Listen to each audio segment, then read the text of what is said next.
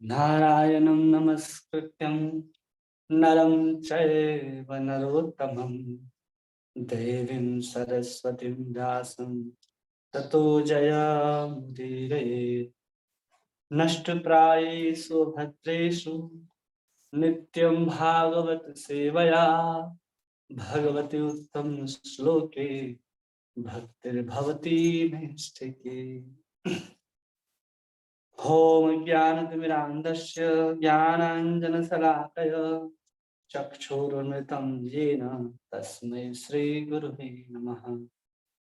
नमः ॐ विष्णुपादाय कृष्णपृष्ठाय भूतले श्रीमते भक्तिवेदान्त स्वामी इति नामिने।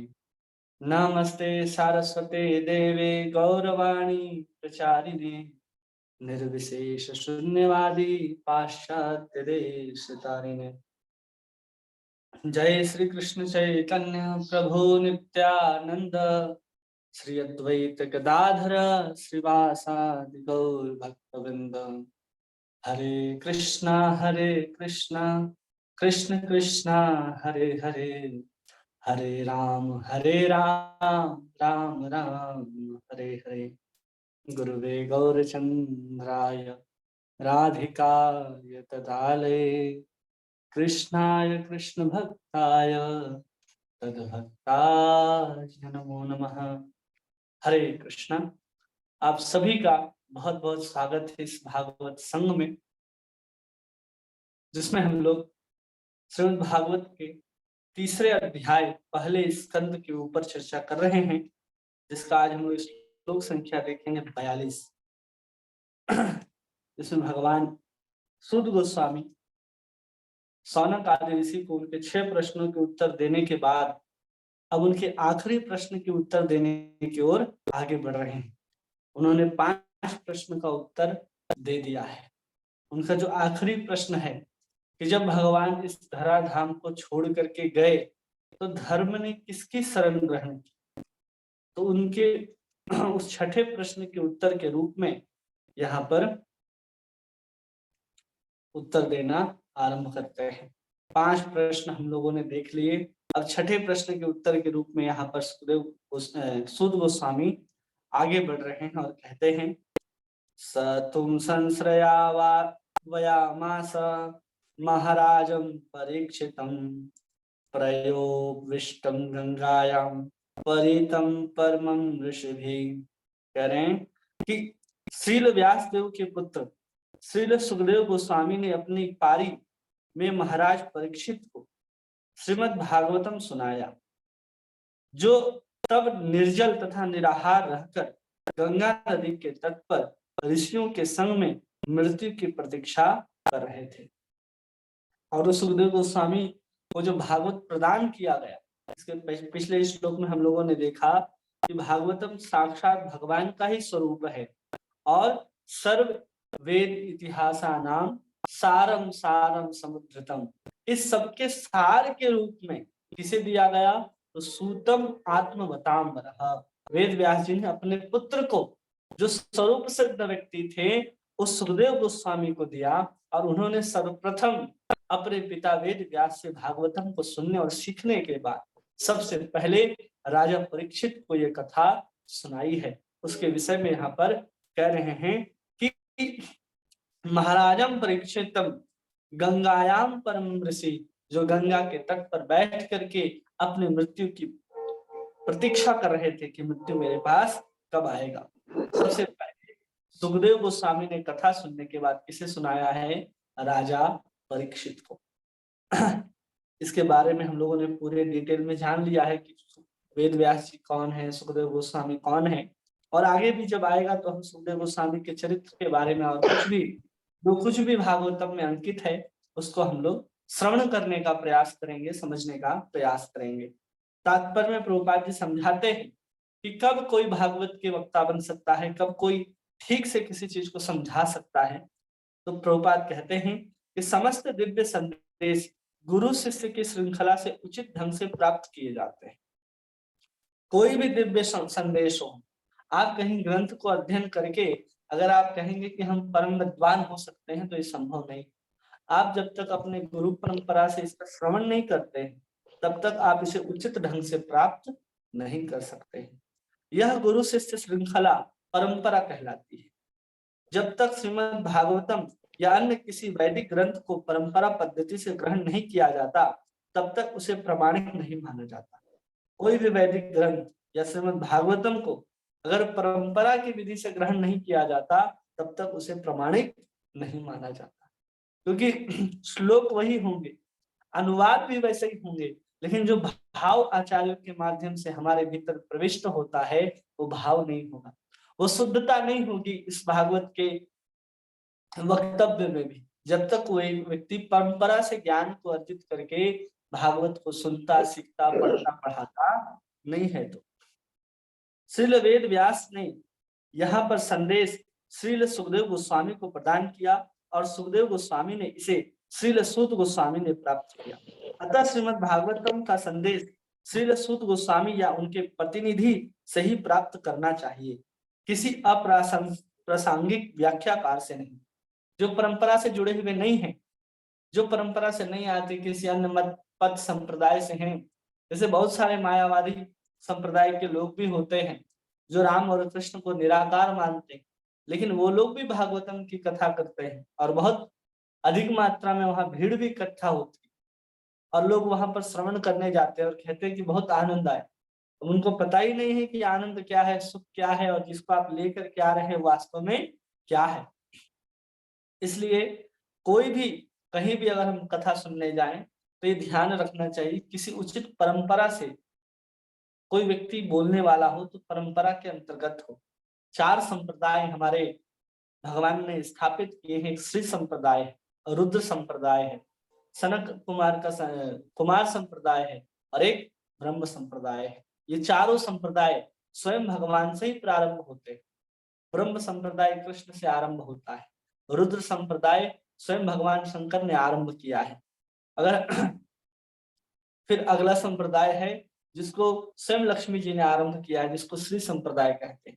दक्षिण भारत में हम जो भी मंदिरें देखते हैं, उस सब मंदिरों में जितने भी सेवक हैं, पुजारी हैं, बड़े बड़े लोग हैं, वो सब रामानुज आचार्य के ही अनुयायी के रूप में, शिष्य के रूप में परंपरा को ग्रहण करते हैं, जो श्री संप्रदाय के अंतर्गत आते हैं।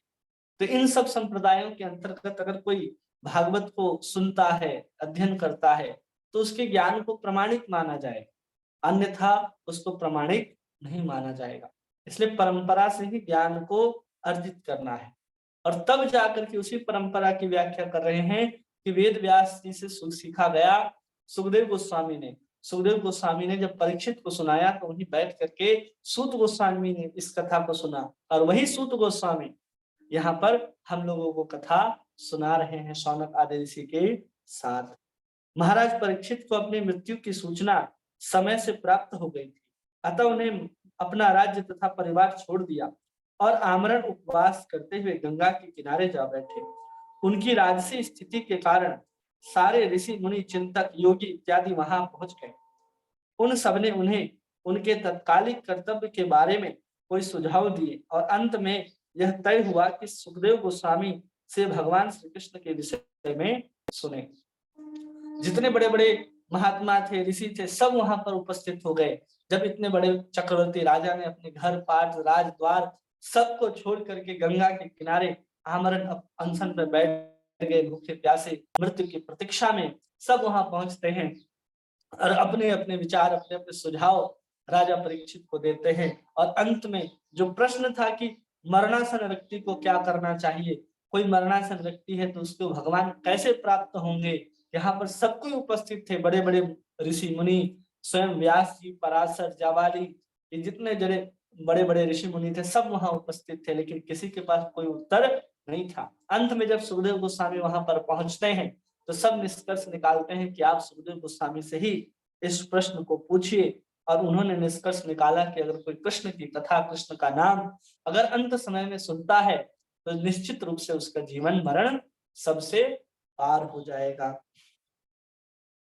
मायावादी दर्शन के उपदेशक तथा परब्रह्म के निर्गुण पक्ष के समर्थक श्रीपाद शंकराचार्य ने भी अंत में संस्तुति की है कि मनुष्य को भगवान श्री कृष्ण के चरण कमलों की शरण ग्रहण करनी चाहिए, क्योंकि वाद विवाद करने से किसी की लाभ की आशा नहीं है। शंकराचार्य जो मायावाद के बहुत बड़े संस्थापक मान सकते हैं, जो कहते थे कि भगवान का आकार नहीं होता, भगवान का कोई स्वरूप नहीं होता, अंत में वो भी कहते हैं कि भज गोविंदम गोविंदम भज मूढ़ मते, कि अब सब कुछ छोड़ करके केवल गोविंद का नाम का भजन करो, गोविंद को भजो।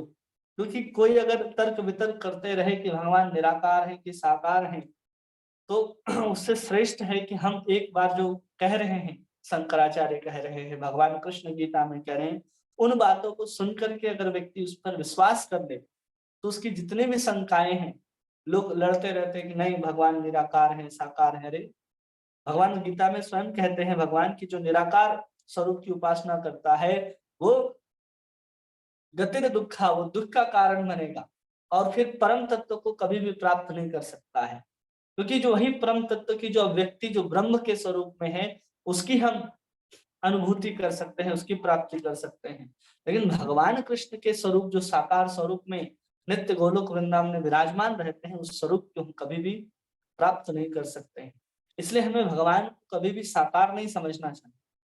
भगवान कभी ऐसा नहीं हुआ कि साकार निराकार थे और फिर उन्होंने साकार स्वरूप धारण किया।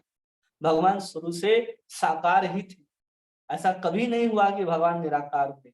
भगवान की शक्ति जरूर निराकार हो सकती है, लेकिन भगवान निराकार नहीं होते। उन्होंने अप्रत्यक्ष रूप से यह स्वीकार किया कि वेदांत सूत्र की उन्होंने जो अलंकारमय व्याकरण व्याख्या की है, उससे मृत्यु के समय कोई सहायता नहीं मिल सकती। अगर हम बहुत बड़े व्याकरण पढ़ लिए, संस्कृत के बहुत बड़े विद्वान बन गए और हम उस व्याकरण के सूत्रों में उलझे रह गए, तो उस व्याकरण को पढ़ करके हमारी जो गति है वो भगवान तक नहीं होगी, क्योंकि व्याकरण भगवान तक ले नहीं जाएगा। केवल भगवान कृष्ण की कथा, भगवान कृष्ण का नाम ही हमें भगवान तक ले जा सकता है। ये स्वयं स्वीकार करते हैं शंकराचार्य जी कि हमने जो लिखा है वो अंत समय में काम आने वाला नहीं है। आसन मृत्यु के निर्णायक समय पर मनुष्य को गोविंद का नाम जप अवश्य करना चाहिए। जब व्यक्ति मृत्यु के शैया पर लेटा हो तो उसे निरंतर कृष्ण का ही नाम उच्चारण करना चाहिए। यह सभी बड़े बड़े अध्यात्मवादियों का कहना है। बहुत काल पूर्व सुखदेव गोस्वामी ने इसी सत्य की पुष्टि की और अंत समय में मनुष्य को नारायण का स्मरण करना चाहिए। यही समस्त आध्यात्मिक कार्यों का सार है। जितने भी आध्यात्मिक कार्य आपने किए हैं, अगर उसके बल से, उसकी सुकृति से, उसकी शक्ति से अगर आप अपने अंत समय में भगवान का नाम स्मरण कर पा रहे हैं, तो समझना है कि हमने जीवन भर जो व्रत उपवास नाम जप तप जितना कुछ भी किया है वो सब सार्थक हो रहा है। इसलिए कह रहे आध्यात्मिक कार्यों का सार है। अंत ही नारायण स्मृति ही, कि मृत्यु के समय व्यक्ति को भगवान नारायण स्मरण आ जाए। राजा कुलशेखर कहते हैं मुकुंद माला स्तोत्र में कि अंत में जब मेरा कंठ जो है कफ वात और पित्त से अवरुद्ध हो जाएगा, तब मैं आपके नाम को लेने में असमर्थ हो जाऊंगा। मैं अभी उस अवस्था में नहीं पहुंचा हूं कि मेरा कंठ अवरुद्ध होता है। मैं आपका नाम बहुत श्रेष्ठता से और साफ साफ ले सकता हूं। अतः मैं आपसे प्रार्थना करता हूं भगवान कि मृत्यु मेरी उस समय आए जब मैं आपके नामों को स्पष्ट रूप से उच्चारण कर पाऊं। जिस समय हमारा जो कंठ है वो कफ पित्त वात से अवरुद्ध हो जाएगा, तो हम आपके नाम को स्मरण नहीं कर पाएंगे। राजा कुलशेखर मुकुंद माला स्तोत्र में बहुत सुंदर प्रार्थना करते हैं, जिसमें वो कहते हैं कि पहले ही मृत्यु आ जाए जब मैं आपका नाम स्पष्ट रूप से ले पा रहा हूँ। नाम कुतस्तम कहते हैं उसमें कि आ जाए मृत्यु में आपका नाम साफ साफ उच्चारण कर पा रहा हूँ। इसलिए यहाँ पर कहा गया है कि जितने भी आध्यात्मिक कार्य हैं, उन सभी आध्यात्मिक कार्यों का सार अंत में भगवान का स्मरण ही है और जीते जी भी भगवान का स्मरण ही है। जितने भी कार्य हैं सबसे श्रेष्ठ कार्य भगवान का नाम लेना है। आप व्रत नहीं कर सकते मत करो, उपवास नहीं कर सकते मत करो, भगवान के अर्चा विग्रह की सेवा नहीं कर सकते मत करो, तीर्थ धाम नहीं घूम सकते मत घूमो, बस एक जगह बैठ करके कृष्ण का नाम लो, ये भी पर्याप्त है। पर्याप्त नहीं है यही सबका सार है।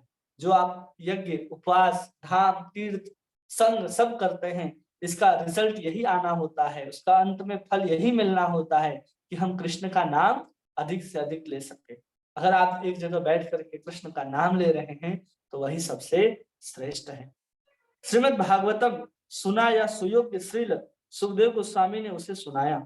श्रीमद् भागवतम संदेश के वक्ता तथा श्रोता एक ही माध्यम से मुक्ति पा गए। कहने वाले को भी मुक्ति मिलती है और सुनने वाले को भी मुक्ति मिलती है। ऐसा नहीं है कि सुन रहा है तो उसको कम लाभ है, या जो सुना रहा है उसको कम लाभ है।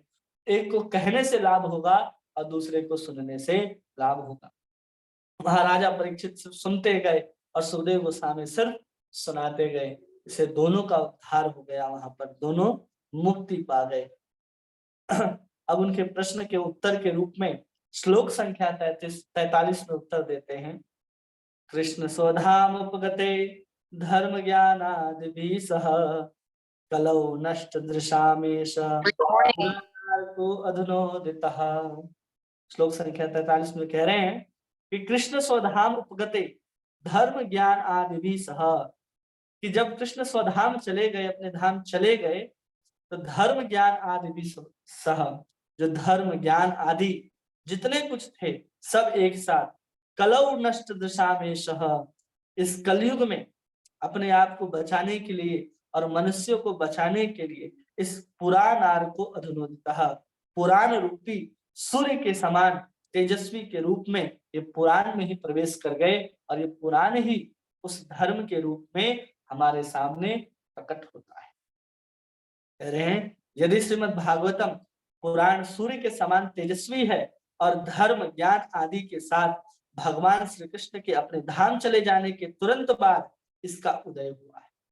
जब भगवान चले गए स्वधाम उपगते धर्म ज्ञान आदि सह कलौ नष्ट दशा में से, जब कलयुग आने वाला था और उस समय नष्ट दशा में से जिन मनुष्यों की दृष्टि नष्ट हो चुकी थी, वो समझ ही नहीं पा रहे थे कि हमें कृष्ण को कैसे प्राप्त करना है, धर्म का आचरण कैसे करना है, ज्ञान कैसे अर्जित करना है, वैराग्य कैसे आएगा, संसार में हमें अपने जीवन को व्यतीत कैसे करना है, ये सब भगवान के साथ चले गए। तब कहते हैं पुराणार को अधुनितः, उस समय यही भागवत पुराण सूर्य के समान उदय होता है और सबकी रक्षा करता है। आगे कह रहे हैं कि जिन मनुष्यों ने कलयुग में अज्ञान के गहन अंधकार के कारण अपनी दृष्टि खो दी, उन्हें इस पुराण से प्रकाश प्राप्त होगा।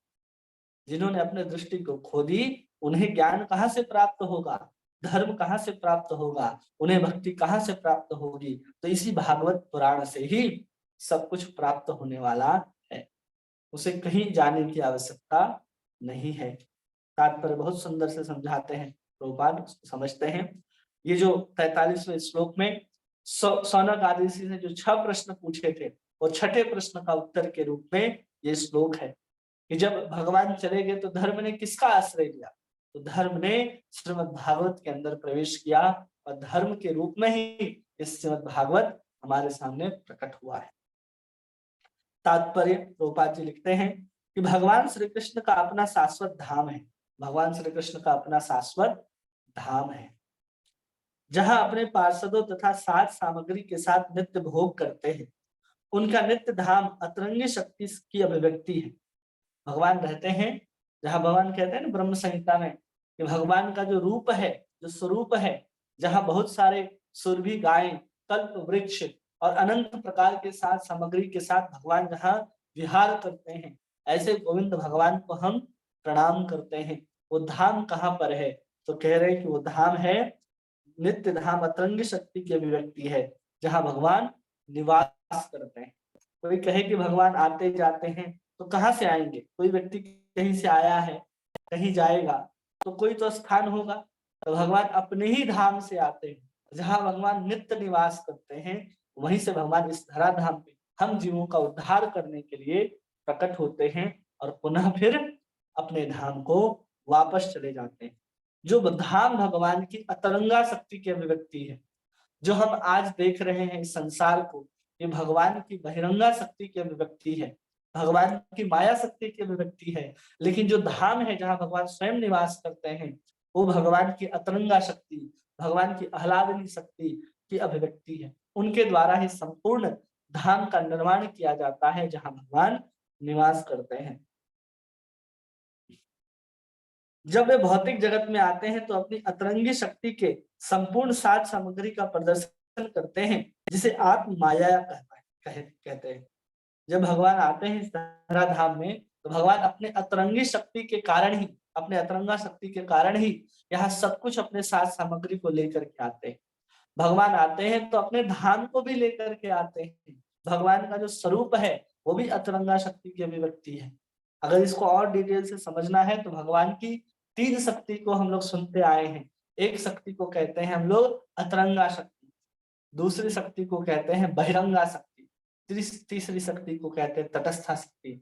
उसी प्रकार भगवान की स्वयं की शक्ति है जिसको तीन भाग में बांटा जाता है। एक को कहते हैं संवित शक्ति, एक को कहते हैं संघनी शक्ति और तीसरी को कहते हैं आह्लादनी शक्ति।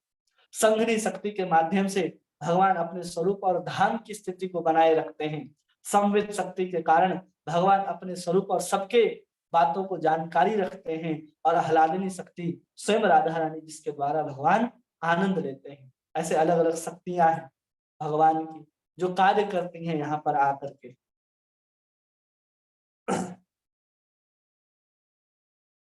अतः उनका रूप, नाम, यश, साज सामग्री, धाम इत्यादि भौतिक सृजन नहीं है।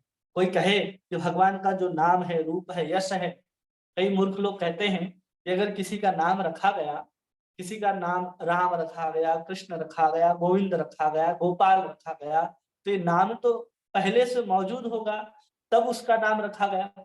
हम आज किसी का नामकरण करते हैं तो नाम पहले से संसार में किसी न किसी का होता है, किसी ने अपने पुत्र को दिया होता है, वही नाम को आज हम अपने पुत्र को देते हैं।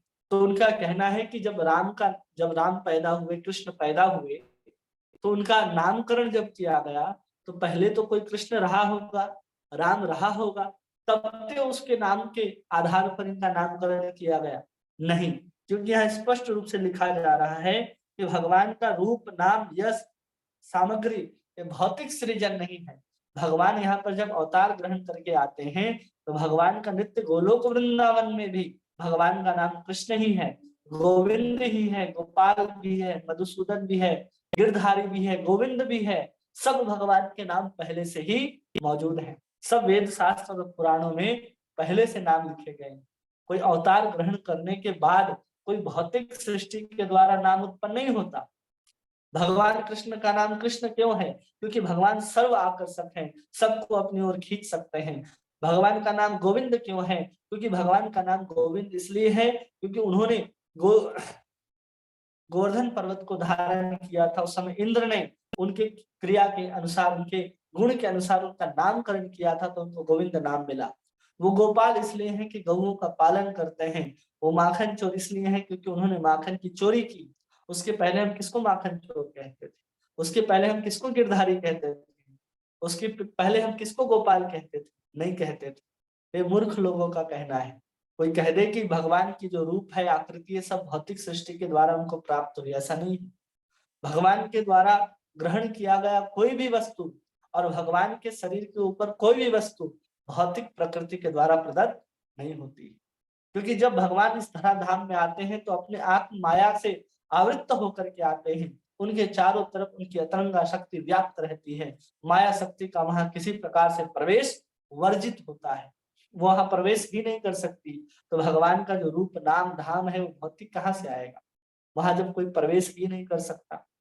जब कहा जाए कि हमने एक महल को बनाया है, बहुत बड़ा महल बनाया है, और अपने ही राज्य के सारे मिट्टी, खनिज, चूना, जितने भी महल बनाने में साज सामग्री लगते हैं वो सब अपने ही राज्य से हमने इकट्ठा किया, अपने ही इलाके से इकट्ठा किया।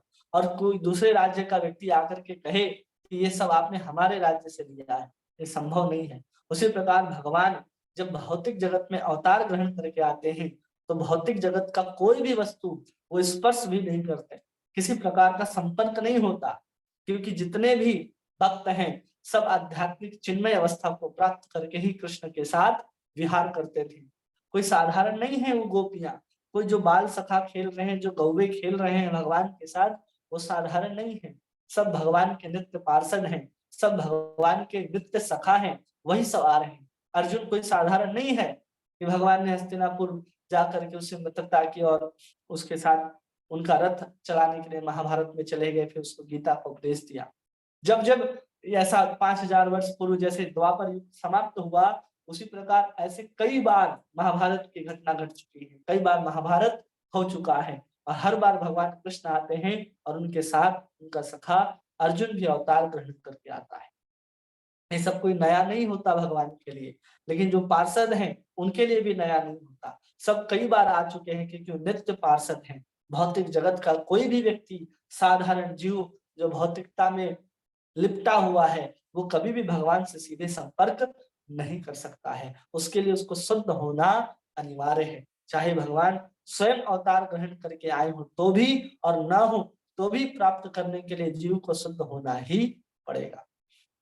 इसलिए भगवान जब कृपा करते हैं तो कृपा के माध्यम से व्यक्ति को भी शुद्ध कर देते हैं। जब व्यक्ति के अंदर भगवान कृष्ण के प्रति प्रेम की जागृति होती है तो प्रेम की अग्नि ही, वो जितने प्रकार के दोष होते हैं उस जीवात्मा के अंदर, वो सब कुछ धुल जाता है। जैसे सोना को आग में तपाया जाता है उसको शुद्ध बनाने के लिए, उसी प्रकार प्रेम रूपी अग्नि जब हमारे हृदय में जलती है तो जितने भी कलमस्ता होती है वो धीरे धीरे अपने आप समाप्त हो जाती है। वो सब अपने आप हमारे अंतःकरण से निकल जाता है। इसलिए भगवान जब यहाँ पर आते हैं तो ये नहीं समझना चाहिए कि भौतिक स्वरूप के कारण वो सामान जो यूज कर रहे हैं, इस्तेमाल कर रहे हैं। जो बांसुरी है, हमें लगता है कि वो कहीं से बांस निकाल करके लाया गया, उसे बजाया जाता, नहीं।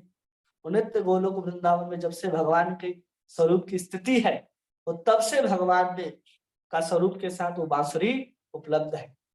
तब से भगवान ने पीताम्बर पहन रखा है, कुंडल धारण कर रखा है, वैजयंती धारण कर रखा है। वो कोई ऐसी वस्तु नहीं है जिसको हम यहाँ पर लेकर के आते हैं। यहाँ पर की वस्तु सिर्फ एक ही कहा जा सकता है, वो पंचजन्य जो शंख है भगवान का, वो भी बहुत दिव्य है। जिसको पंचजन्य जो शंखा चूर्ण था, उसके हड्डियों से बनाया गया था वो शंख, जिसको समुद्र ने बाद में भगवान को दिया था। जब अपने गुरु पुत्रों को बचाने के लिए, लाने के लिए गए थे, तो उस समय उनको प्राप्त हुआ था पंचजन्य शंख। लेकिन भगवान विष्णु के हाथ में जो आप शंख देखते हैं वो दिव्य शंख है। वो केवल लीला के माध्यम से वो शंख आदि जो है यहाँ से प्राप्त होते हैं। वो सिर्फ लीला के माध्यम से लगता है कि रुक्मिणी का जन्म जो है किसी कौंडन्यपुर में हुआ है और फिर भगवान को उसने पति के रूप में प्राप्त किया है। वास्तव में सब अतरंगा शक्ति की अभिव्यक्तियां होती हैं। कोई साधारण जीव भगवान के साथ संपर्क ऐसे ही स्थापित नहीं करता है। वे पतित जीवों के उद्धार हेतु धर्म के सिद्धांतों की स्थापना करने के लिए आते हैं। परित्राणाय साधुना, कहते हैं ना कि उद्धार करने के लिए आते हैं, पतित जीवों का उद्धार करने के लिए। और धर्म संस्थापनार्थाय युगे युगे, वो धर्म की स्थापना करने के लिए अवतार ग्रहण करते हैं। जिनका वे स्वयं प्रदर्शन करते हैं कि वास्तव में धर्म क्या है, आनंद क्या है। ईश्वर के अतिरिक्त कोई भी धर्म के सिद्धांतों की स्थापना नहीं कर सकता। या तो वो उनके द्वारा शक्ति संचारित किया गया सुयोग्य व्यक्ति ही धर्म की संहिता का नियमन कर सकता है। वास्तविक धर्म का अर्थ है ईश्वर को जानना और ईश्वर के साथ अपने संबंध तथा उनके प्रति कर्तव्य को जानना। यहाँ पर प्रभुपाद जी क्या कह रहे हैं? स्पष्ट रूप से कहा कि धर्म की संस्थापना ईश्वर के अतिरिक्त, धर्म के सिद्धांतों की स्थापना ईश्वर के अतिरिक्त और कोई नहीं कर सकता। धर्मम तो साक्षात भगवत प्रणीतम, भगवान के अतिरिक्त कोई भी व्यक्ति कहे कि हमने धर्म की स्थापना की है, चप्पल खोल करके आप उसके मुंह में 2-4 चप्पल जड़ दो, कोई दोष नहीं लगेगा। क्यों? भगवान कह रहे हैं कि धर्म की स्थापना करने के लिए मैं अवतार ग्रहण करता हूं। या फिर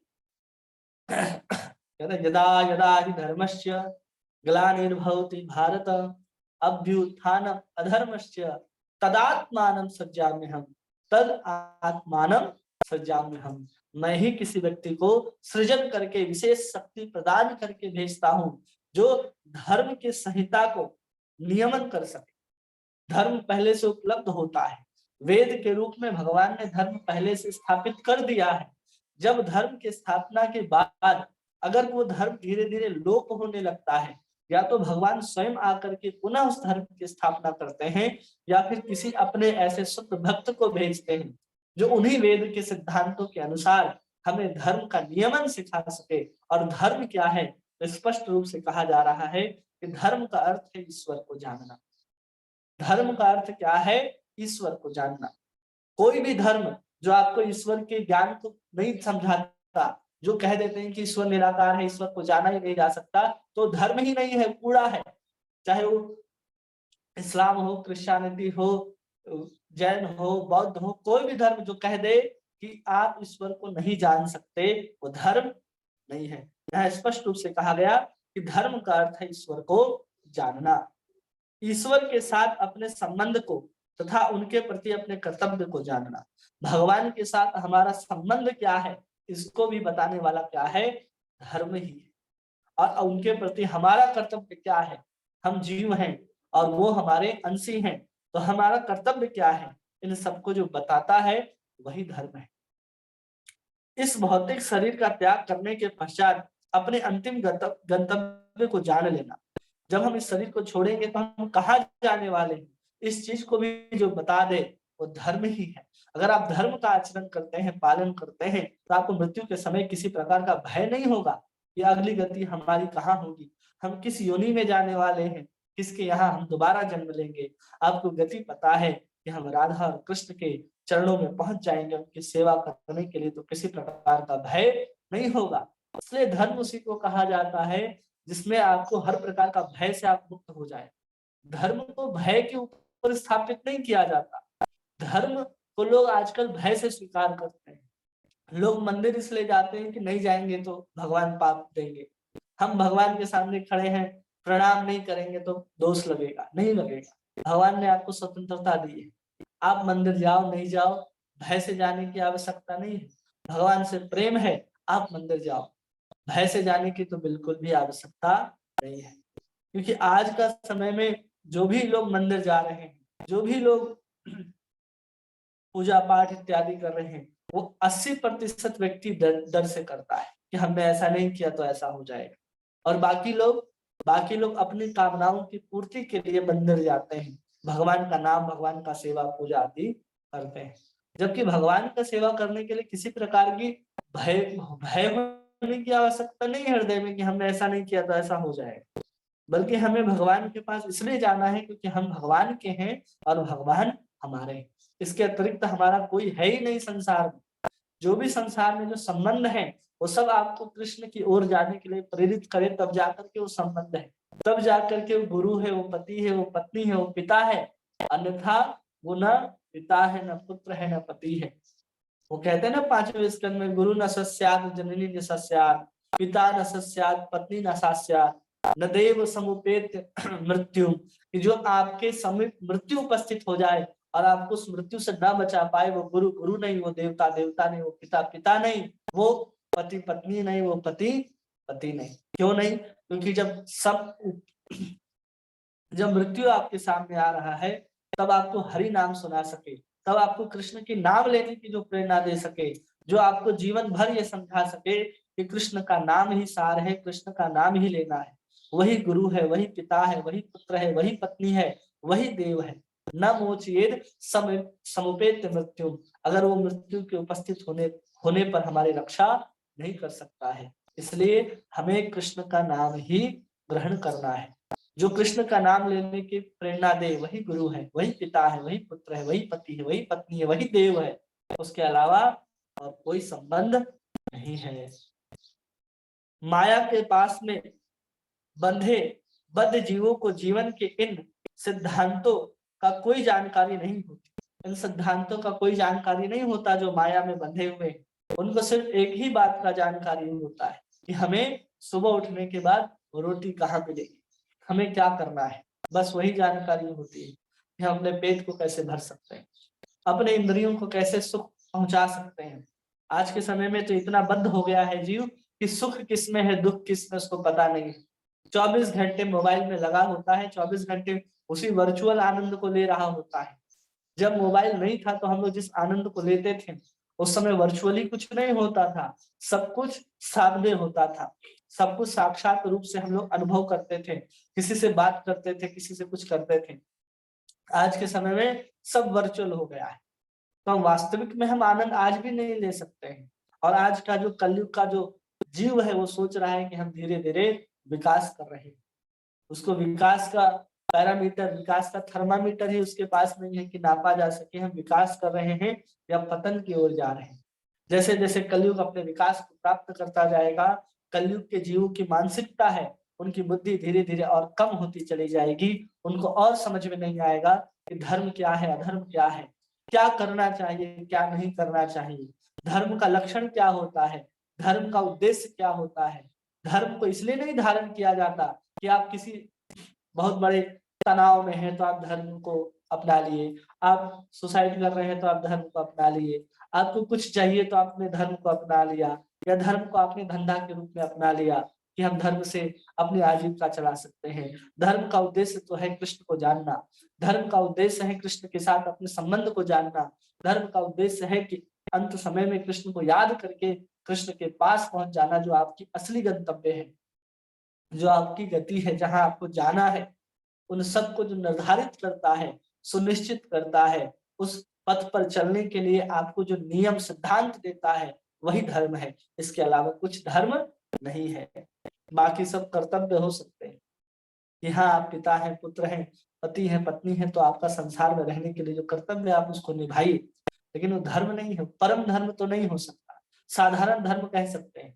एक आपातकालीन धर्म होता है कि आप आपात स्थिति में क्या कर सकते हैं, तो उसको भी लोग पालन करते हैं। अलग अलग धर्म की व्याख्याएं हमारे शास्त्रों में दी गई, लेकिन परम धर्म क्या है? सवै पुंसा परो धर्मो यतो भक्ति रथोक्षजे, यतो भक्ति रथोक्षजे। भगवान अधोक्षज का, भगवान नारायण, भगवान कृष्ण, भगवान राम की भक्ति को ही परम धर्म बताया गया है। उनमें से अधिकांश पशुओं की तरह खाने, सोने और अपनी रक्षा तथा मैथुन में लगे रहते हैं। जिसमें अधिकांश लोग कहाँ लगे रहते हैं? खाने, पीने, सोने और मैथुन करने में लगे रहते हैं। वे अधिकांशतया धार्मिकता तथा ज्ञान या मोक्ष के नाम पर इंद्रिय भोग में लिप्त रहते हैं। उसमें से क्या करते हैं? अधिकांशतया धर्म के नाम पर, ज्ञान के नाम पर और मोक्ष के नाम पर इंद्रिय भोग में लिप्त रहते हैं। वे कला प्रधान कलयुग में तो वे भी अंधे हो चुके हैं। कलयुग में समस्त जनता पशुओं की राजसी संस्कार बनी हुई है। कलयुग में जितनी भी जनता है, सब में पशुओं को जैसा राजसी संस्कार, सब रजोगुण में बने रहते हैं। उन्हें आध्यात्मिक ज्ञान या दैवी धार्मिक जीवन का कोई सरोकार नहीं, उन्हें आध्यात्मिक जीवन का कोई सरोकार नहीं है। आप जितने भी जीव हैं, जितने भी मनुष्य शरीर को प्राप्त किए हुए व्यक्ति हैं, आप संसार में देखिए कितने लोग कृष्ण का नाम ले रहे हैं, कितने लोग भगवान की भक्ति कर रहे हैं। अरे आपके घर में, आपके ही परिवार, आपके जो स्वजन होंगे, उसमें से कितने लोग भक्ति करते हैं? आप करते हैं, आपकी माता पिता करते हैं, 2 या 3 लोग करते हैं, बाकी परिवार खाने पीने सोने में लगा हुआ है। पूरा का पूरा कलयुग के जितने भी जीव हैं, सब रजोगुण और तमोगुण प्रधान है। सबको पता है कि कृष्ण का नाम लेना है, राम का नाम लेना है, अंत समय में भगवान का ही नाम लेना है, फिर भी लोग उसके लिए प्रयास नहीं करते, उसके लिए अभ्यास नहीं करते, क्योंकि इस उनके अंदर इतनी राजसिकता प्रवेश कर गई है कि वो न चाहते हुए भी भगवान का नाम नहीं ले पा रहे, क्योंकि उनके जीवन में सुकृति उपलब्ध नहीं हुआ। उन्होंने कभी भी किसी साधु की सेवा नहीं की, अनजाने में भी कृष्ण का नाम जैसे श्रवण करना चाहिए वैसे श्रवण नहीं किया, इसलिए उनके जीवन में कभी भक्ति उपलब्ध नहीं हो पाती। इसलिए ऐसे जीवों को क्या करना है? उन सबके उद्धार के लिए यहाँ पर भगवान बार बार अवतार लेकर के आते हैं।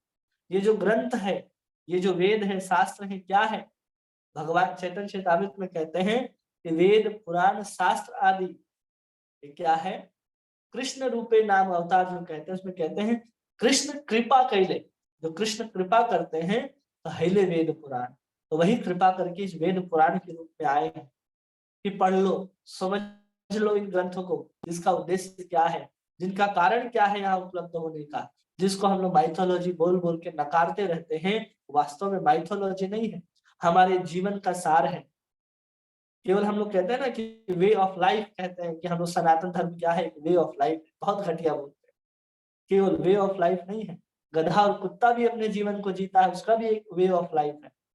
लेकिन हम वे ऑफ लाइफ की बात करते हैं तो जो सनातन धर्म है वो आत्मा की बात करता है, वो परमात्मा की बात करता है, कृष्ण की बात करता है। सिर्फ वे ऑफ लाइफ नहीं है हमारा सनातन धर्म, उससे भी बहुत आगे है। ये छोटी छोटी व्याख्या करके सनातन धर्म को लोग इतना छोटा सा बना दे। सनातन धर्म की जितनी दृष्टि है उतनी तो सृष्टि भी नहीं है जितनी बड़ी दृष्टि है। इसलिए कहते हैं वसुधैव कुटुंबकम, हमारे ही शास्त्र से लिया गया है। इतनी व्यापक तरीके से हम धर्म को देखते हैं और धर्म को समझते हैं। हमारे सनातन धर्म में इतनी व्यापकता है जिसके कारण हम लोग नदी, पहाड़, झरने, वृक्ष आदि सबका हम लोग पूजन करते हैं। क्यों करते हैं पूजन? क्योंकि सबके ऊपर क्या है, हमारा विश्वास है कि सब में वही परमात्मा विराजमान है। वे ऑफ लाइफ कहना उचित नहीं है कि हम इसलिए गाय की सेवा करते हैं कि गाय हमें दूध देती है। हम नदियों की सेवा इसलिए नहीं करते कि नदी से हमें जल प्राप्त होता है। अरे बहुत है इससे आगे। गंगा साक्षात ब्रह्म का स्वरूप है, इसलिए हम उसकी आराधना करते हैं। तुलसी साक्षात भगवान कृष्ण का ही प्रेयसी है, उनकी प्रेमिका है, इसलिए हम उनकी आराधना करते हैं। ये सब आध्यात्मिक पक्ष होने चाहिए। इसलिए नहीं कि वो ऑक्सीजन 24 घंटे देती है इसलिए हम उसकी पूजा करते हैं, ना भी दे तो हमारे लिए उतनी पूजनीय है। इस बात को अपने हृदय के अंदर बिठाना चाहिए। लोग आजकल हर चीज में साइंटिफिक व्याख्या देते जा रहे हैं। अरे सब पहले से व्याख्या करके, शोध करके हमारे ऋषि मुनियों ने एक एक चीजों को अंकित किया है हमारे शास्त्रों में। फिर जैसा है उसको वैसा ही उठा करके अपने जीवन में धारण कर लेंगे, हम कृष्ण को प्राप्त कर सकते हैं। अपने जीवन को हम श्रेष्ठता की ओर ले जा सकते हैं। लेकिन लोग क्या हो गए? पशु के समान हो गए। वे शरीर के जरूरतों के परे कुछ भी नहीं देख पाते। वो शरीर के परे कुछ भी नहीं देख पाते कि क्या जरूरत है शरीर के परे। उन्हें सूक्ष्म मन, बुद्धि, अहंकार से परे आत्मा का लेश मात्र भी ज्ञान नहीं है। लेकिन वे ज्ञान, विज्ञान तथा भौतिक संपन्नता की प्रगति के प्रति अत्यंत गर्व का अनुभव करते हैं। वो जो विज्ञान और भौतिक संपन्नता को ही सब कुछ मान लेते हैं कि देखो हमने भौतिक संपन्नता तो इतनी इकट्ठी कर ली है। वास्तव में भौतिक संपन्नता व्यक्ति इकट्ठा कर ले तो क्या उसको भगवत प्राप्ति हो जाएगी? कोई अगर पैदल चलता हो, अगर उसके पास मारुति 800 या मर्सिडीज भी आ जाए तो क्या उसमें बैठ करके गोलोक धाम चला जाएगा? अपने मर्सिडीज में बैठ के नहीं जा पाएगा ना।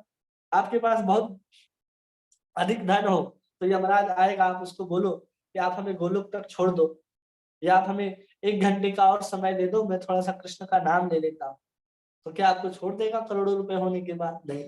भौतिक संपन्नता जब तक आपकी काम आएगी जब तक आप जिंदा है, जब तक आपका हाथ पैर चल रहा है और जब तक आप उसको भोगने की स्थिति में है। जब 4 बीमारियां लग जाएंगी तो धन धरा का धरा रह जाएगा और कोई किसी हॉस्पिटल में किसी डॉक्टर के द्वारा वो हर लिया जाएगा। इसलिए धन की भी उतनी हम लोग योग्यता समझ लेते हैं कि धन ही धन होनी चाहिए। यही कह रहे भौतिक संपन्नता की प्रगति में अत्यंत गर्व अनुभव करते कि अरे हमारे पास तो बहुत पैसे हैं, बहुत रुपए हैं, हमने तो इतनी भौतिक सुख सुविधाओं के रूप में विज्ञान की सहायता से सब कुछ इकट्ठा कर लिया है, लेकिन उसका सदुपयोग कोई नहीं करता। विज्ञान के जो प्रगति है उस विज्ञान के प्रगति के कारण हम लोग कुछ कर नहीं पा रहे। विज्ञान ने प्रगति किया है। अगर हम इसी चीज को पुराने जमाने से अगर तुलना करें तो पहले के जमाने में समय लोगों के पास कितना हुआ करता? लोगों के पास आज जो विज्ञान जो प्रगति किया है, नए नए संसाधनों को लाया है, नए नए उपकरणों को हमारे सामने लाया, उसका लक्ष्य क्या है? सिर्फ यही लक्ष्य है कि हमारे समय बचे। हम एक जगह से दूसरी जगह जो ट्रैवलिंग करके जाते हैं तो आज हवाई जहाज से जाते हैं, सुपर फास्ट ट्रेनें चलती हैं जिसके माध्यम से हम जल्दी पहुंच सके। वो समय बचाने के लिए है, लेकिन वो समय बचा करके भी आप कृष्ण का नाम नहीं लेते। तो पहले जमाने में जो लोग पैदल जाया करते थे, किसी बैलगाड़ी में चढ़ करके जाया करते थे, तो उनको कितना समय लगता था, फिर भी वो कृष्ण का नाम लेते थे, तब भी वो अपने परिवार को समय देते थे। आज हमारे पास समय बचाने के लिए सारे संसाधन उपलब्ध हैं। चिट्ठी लिखने में 1 सप्ताह लगता है, आज फोन उठा करके आप किसी को बात कर सकते थे। आपके पास पूरा समय बचा, फिर भी आज संबंध को समय देने के लिए समय नहीं, अपने बच्चों के लिए समय नहीं है, भजन करने के लिए समय नहीं है। और हम कह रहे हैं विज्ञान के माध्यम से हमने प्रगति कर ली। विज्ञान ने हमारा विनाश कर दिया क्योंकि हमने विज्ञान का उपयोग सही तरीके से करना नहीं सीखा। सिर्फ हमने जान लिया है कि इससे क्या क्या होता है और दिन भर उसी में लगे रहते हैं। 2 घंटे में हम आज कहीं से कहीं पहुंच सकते हैं, लेकिन उसका उपयोग किस लिए हो रहा है? केवल और केवल भोग के लिए हो रहा है। अपने संसाधनों को जुटा करके हम कृष्ण की ओर नहीं बढ़ रहे हैं, बल्कि उस भोग में, उस नर्क में जाने के लिए पूरी तेजी से दौड़ रहे हैं। आप कितना जल्दी नर्क पहुंच सकते हैं, आज के संसाधन और सुविधा इसलिए आपको दी गई है, चाहे कोई भी संसाधन और सुविधा हो। वे इस शरीर को त्यागने के पश्चात कुकर या सुकर बनने हेतु तैयार है। स्पष्ट रूप से कह दिया गया, तो शरीर छोड़ेंगे तो क्या बनेंगे, कुत्ता या सुअर बनने के लिए तैयार है, क्योंकि उनकी जीवन शैली ही वैसे ही है। कुत्तों का जीवन शैली देखो कैसा होता है, सुअरों का देखो जीवन शैली कैसा होता है। वैसे ही आज का जीवन है, कुत्तों की तरह हम लोग जीवन जीते हैं। जो लोग किसी संस्था में, किसी बड़े कंपनी में जाकर के नौकरी भी करते हैं, तो किस भय के साथ करते हैं, उसके बॉस जो कहेंगे उसके अनुसार। जैसे कुत्ता पूंछ हिलाता है, वैसे वहां का नौकरी करने वाला नौकर भी वैसे ही पूंछ हिलाता है। उसके अंदर अपनी अहंकारता नहीं है, अपना सेल्फ रिस्पेक्ट नहीं होता है। सेल्फ रिस्पेक्ट तो जब हम मुंशी प्रेमचंद को पढ़ा करते थे, आज भी पढ़ते हैं, तो मुंशी प्रेमचंद की एक घटना याद आती है। मुंशी प्रेमचंद उस समय कहीं शिक्षक थे, और शिक्षक का काम करते थे। वो 9 से 3 बजे तक वो शिक्षक थे, कहीं जाते थे, वहां पढ़ाते थे और फिर आते थे। तो आ करके एक बार अपने ही घर के बाहर बैठे थे, और उसी स्कूल का प्रिंसिपल जो अध्यापक होता है, प्रधानाध्यापक, वो आ रहा था। वो जब आ रहा था, वो अपने घर में बैठ करके कुछ काम कर रहे थे घर के बाहर।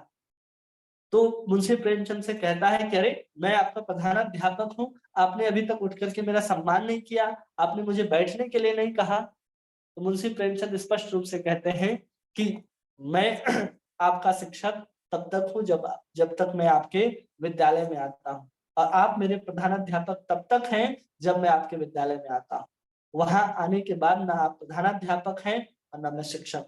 मैं एक सामान्य व्यक्ति हूँ, और आप भी एक सामान्य व्यक्ति हैं। लेकिन आज के समय में क्या होता है, लोग बॉस को भी घर में लेके आते हैं, और बॉस के द्वारा जो कूड़ा करकट जो सामान दिया जाता है कि 9 से 10 से 5 नौकरी करने के बाद आप ऑफिस के काम को भी घर लाते हैं, और फिर 10 बजे तक उसी काम को करते रहे।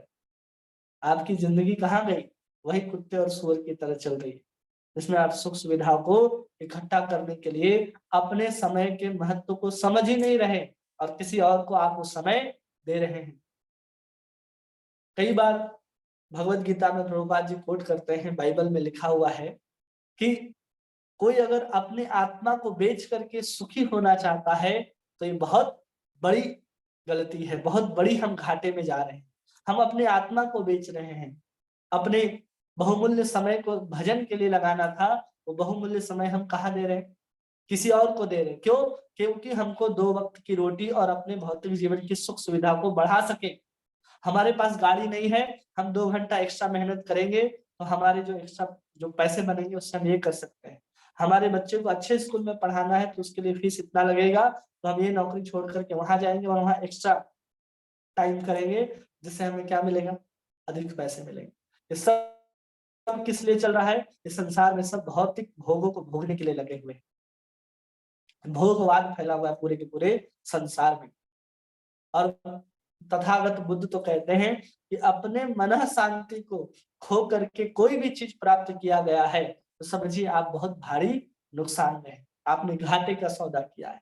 और ये सब करने में जितना हम भौतिकता में लगे रहते हैं, मन उतना अशांत होता है। ये सबका अनुभव होगा कि जब हम भौतिकता में जाते हैं, भौतिक कार्यकलाप को करते हैं, तो मन हमारा कितना विचलित होता है, क्योंकि हम उस कार्य के प्रति सजग नहीं हो पाते।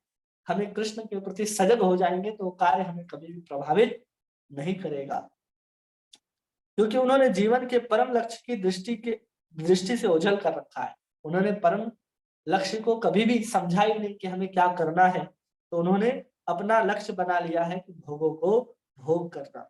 भगवान श्री कृष्ण कलयुग के प्रारंभ में होने से कुछ काल पूर्व हमारे समझ प्रकट हुए थे, और कलयुग प्रारंभ होते ही अपने दिव्य धाम वापस चले गए। जब तक वे उपस्थित थे, उन्होंने अपने कार्यकलापों से सब कुछ कर दिखलाया। उन्होंने विशेष रूप से भगवत गीता का प्रवचन किया, और धर्म के सारे बनावटी नियमों को निर्मूलन कर दिया। अगर कोई भगवत गीता को भी पढ़ करके समझ लेता है, तो वास्तविक से वो धर्म को समझ सकता है कि धर्म क्या रहा होता। हम जिसको धर्म मान लेते हैं, वास्तव में धर्म नहीं है। वो जो कर्म योग भगवान ने बताया, ज्ञान योग बताया, भक्ति योग, वो सब धर्म है। बाकी सब चीजें धर्म नहीं है जो हम आज मान करके बैठे हैं। तरह तरह के कर्म कांड को हम लेकर के अपने सर पर बैठे हैं, वो सब किसी उपयोग का नहीं है इस कलयुग में। भौतिक जगत में अपने पलायन के पूर्व नारद मुनि के माध्यम से श्रील वेद व्यास ने भागवतम की शिक्षा संकलित करने हेतु शक्ति का संचार किया और श्रीमद् भगवत गीता और भागवतम ये दोनों ग्रंथ इस कलयुग के अंधे लोगों के लिए प्रकाश का स्तंभ की भांति, ये दोनों ग्रंथ क्या है, वो प्रकाश के स्तंभ की भांति है, लाइट हाउस की तरह है, जिसके माध्यम से अंधे व्यक्ति इस संसार को और अपने आप को भी समझ सकता है। दूसरे शब्दों में यदि इस कलयुग के लोग जीवन के वास्तविक आलोक को देखना चाहते हैं तो उन्हें इन दोनों ग्रंथों का ही शरण ग्रहण करनी चाहिए। अगर जीवन के आलोक करना चाहते हैं, जीवन में प्रकाश चाहते हैं, तो इन दोनों ग्रंथों का आश्रय ग्रहण करना चाहिए। श्रीमद् भगवत गीता भागवतम का प्रारंभिक अध्ययन है। कोई अगर भागवतम पढ़ना सुनना सीखना चाहता है तो उसे सर्वप्रथम भगवत गीता पढ़ना आवश्यक है। श्रीमद् भागवतम जो जीवन का आश्रय तत्व है, साक्षात भगवान श्री कृष्ण है, अतएव श्रीमद् भागवतम को भगवान श्री कृष्ण के साक्षात प्रतिनिधि के रूप में स्वीकार करना चाहिए। श्रीमद् भागवतम को किस रूप में स्वीकार करना चाहिए? साक्षात कृष्ण के स्वरूप में स्वीकार करना चाहिए। जो श्रीमद् भागवतम को देख सकता है वह साक्षात कृष्ण को भी देख सकता है, वे अभिन्न है। जो श्रीमद् भागवतम के को देख सकता है, सुन सकता है, वो कृष्ण को भी देख और सुन सकता है, दोनों अभिन्न है। इसलिए बड़े बड़े जो विद्वान है जैसे राधा गोविंद महाराज, और भागवतम को कोई भी ऐसा दिन नहीं होता है जिस दिन वो अध्ययन नहीं करते हैं। उनको पूर्ण विश्वास है कि ग्रंथ ही है जो भगवान के रूप में है। इसलिए जब राधा गोविंद महाराज जब अपने कथाओं को जब करते हैं तो कितना दिव्य आनंद आता है। बहुत धीरे धीरे बोलते हैं राधा गोविंद महाराज, लेकिन फिर भी देखिए उनका विश्वास भागवतम के ऊपर कितना है कि भागवत में लिखे गए श्लोकों के प्रति कितनी उनकी चेतना है, कितना उसमें उनका मन लगा है, बुद्धि लगा है, सब कुछ उन्होंने उसमें लगाया है। आज से नहीं, 50 साल हो गए उनको भागवत पढ़ते, और आज भी वो इतने बीमार होने और अस्वस्थ होने के बाद भी प्रत्येक दिन स्वयं से भागवत पढ़ते हैं। किसी को नहीं कहते कि पढ़ के सुनाओ, कोई अन्य ग्रंथ कहते हैं सुनाओ, लेकिन जब भी हमने देखा है वो स्वयं से अपने सामने भागवतम रखते हैं और श्लोकों को पढ़ते हैं। तो रोज आज भी इतने वृद्ध होने के बाद भी, क्योंकि उनको पूर्ण विश्वास है कि भागवत ही कृष्ण है और कृष्ण का हम संग कर रहे हैं। इसलिए कह रहे हैं यहाँ पर कि श्रीमद् भागवतम को देख सकता है वह साक्षात कृष्ण को ही देख सकता है। जो भागवतम को देख सकता है वो साक्षात कृष्ण को भी देख सकता है। इसलिए भागवतम को हम साधारण नहीं समझना चाहिए कभी भी। जो भागवत को पढ़ रहे हैं, जो शब्द हैं, ये साक्षात कृष्ण ही है, उसके अलावा भागवत कुछ और नहीं है। जब साक्षात कृष्ण उपस्थित हो आपके सामने तो आप कृष्ण को छोड़ करके अन्य मनोरंजन के साधनों में क्यों व्यस्त हैं? आप कृष्ण को छोड़ करके अन्य क्रियाकलापों में क्यों लगे हैं? भागवत के श्लोकों के, भागवत के अर्थों का ही तो श्रवण करना है, कीर्तन करना है, गान करना है, पठन करना है, विचार करना है, मंथन करना है, केवल यही तो करना है। लेकिन फिर भी हम साक्षात कृष्ण होते हुए भी हम अत्यंत अलग अलग प्रपंचों को भागवतम के साथ लेकर के बैठते हैं और हम कहते हैं कि भागवत का लाभ नहीं होगा। कहाँ से होगा? आपने उसका उचित आदर किया ही नहीं, अन्य प्रपंचों को उसके साथ जोड़ करके। इसलिए भागवत मतलब भागवत, उसके अलावा और कुछ भी नहीं। किसी का कोई प्रश्न है जो आप पूछना चाहते हैं? किसी का कोई टीका टिप्पणी? हरे कृष्ण प्रभु जी, दंडवत प्रणाम। दंडवत प्रणाम जी प्रभु जी, बहुत अच्छे से समझाए, सब बात समझ में आ गई। और एक प्रश्न था खाली मेरा, जो भगवान के शक्तियों के बारे में बोले ना, आह्लादिनी शक्ति राधा रानी का है, और बाकी दो शक्ति के बारे में एक बार बोल दीजिए ना प्रभु जी, संबित और संगिनी। संवित शक्ति जिसके माध्यम से भगवान अपने आप को भी जानते हैं और सबको जानते हैं, अपने आप और संघनी शक्ति जिसके कारण उनका जो स्वरूप है वो बना रहता है, धाम का स्वरूप जो है वो बना रहता है। वही शक्तियां जो है भौतिक जगत में भी कार्य करती हैं, लेकिन अलग रूप में कार्य करती हैं। जब हम कृष्ण को जानने लग जाएंगे तो भगवान की जो संवित शक्ति है वो आह्लादिनी शक्ति के माध्यम से जब हमको स्पर्श करती है तो हम कृष्ण को जान जाते हैं। जब हम आह्लादिनी शक्ति के वृत्ति के कारण जब अपने आप को हम स्वरूप में अवस्थित होने का प्रयास करते हैं तो वही संघनी शक्ति से हम अपने सच्चिदानंद स्वरूप को प्राप्त करते हैं। ये बहुत डिटेल में जब हम लोग समझेंगे इसको, अलग अलग ग्रंथ में इसका वर्णन है, तो वहाँ इन शक्तियों के बारे में हम लोग समझेंगे। कौन से ग्रंथ में है प्रभु जी? चैतन्य चरितामृत में है थोड़ा सा, अच्छा।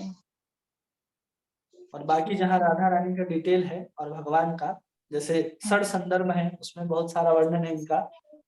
ऐसे बहुत सारे ग्रंथ है जिसमें थोड़ा थोड़ा देखने के लिए मिलता है। जी प्रभु जी। और एक प्रभु जी, जैसे आपने वो कहानी बताया ना टीचर का, जो प्रधान अध्यापक, हाँ, तो वो क्या मतलब हम लोग जब तक है वहाँ पे जॉब करते हैं उनको तब तक ही रेस्पेक्ट दे, उसके बाद नहीं दे? नहीं मतलब रिस्पेक्ट देने की बात नहीं है कि आप वहाँ के कार्य को भी घर में भी ला करके करते हैं ना। अच्छा। कि जब हम ऑफिस में हमें 10 से 5 करने का जब हमें सैलरी दिया जाता है और उसी समय हम उसको मान सम्मान आदर करते हैं, तो हम अपने घर में भी आकर के हम अगर स्वतंत्र नहीं है उस चीज से, तो आप तो कुत्ते और सुअर के समान है ना। जब भी मालिक आया हम पूंछ हिलाते हुए खड़े हो गए, अरे अपना भी कुछ है ना। वो जब सैलरी देता है तो हम ऑफिस में काम करते हैं, जब उसका सैलरी खत्म, उसका समय समाप्त हो गया, तो हम अपने कार्य में लगे हैं। हम किसी के पिता है, किसी के मित्र हैं, किसी के पति है, किसी की पत्नी है, तो उस जीवन शैली में जीना चाहिए, न कि 24 घंटे हमें उसी भाव में रहना चाहिए कि हम फलाने जगह काम करते हैं, वो हमारा बॉस है और हमें ये काम करना है। आपने 10 से 5 के लिए वहां ज्वाइनिंग लिया है, तो उतने ही समय तक उसको रिस्पेक्ट के साथ उसके कार्य को कीजिए। उसके बाद अपने लिए समय निकालिए और अपने ही रिस्पेक्ट के साथ जो है आप वास्तविक में उसके अनुसार जीवन जीना सीखिए। लेकिन आज का जो कलयुग का जो मानव है, और 24 घंटे उसको ऐसे ही ब्रेन वॉश कर दिया गया है कि 24 घंटे वैसे ही रहता है। और दिन भर इंजीनियर है तो दिन भर इंजीनियरिंग ही करेगा। अगर वो कहीं ऑफिस का काम है तो घर में भी ऑफिस का काम करेगा। IAS IPS या फिर ये सिविल सेवा की सर्विसेज थोड़ी है कि 24 घंटे आपको पुलिस के जैसे खड़े रहना है बंदूक लेकर के, या आपकी 24 घंटे ड्यूटी लगी है, ऐसा थोड़ी है। जहाँ 24 घंटे ड्यूटी है वहां आपको वैसा करना है, आपकी 24 घंटे की ड्यूटी नहीं है। समझ गए, धन्यवाद। हरे कृष्ण। और किसी का कोई प्रश्न?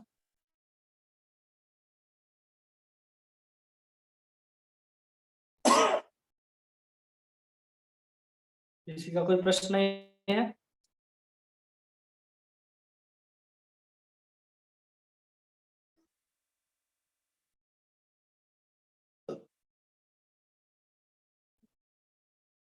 किसी का नहीं है, ठीक है। तनु माता जी, मीना माता जी, नवदीप माता जी, किन्हीं का कोई प्रश्न है?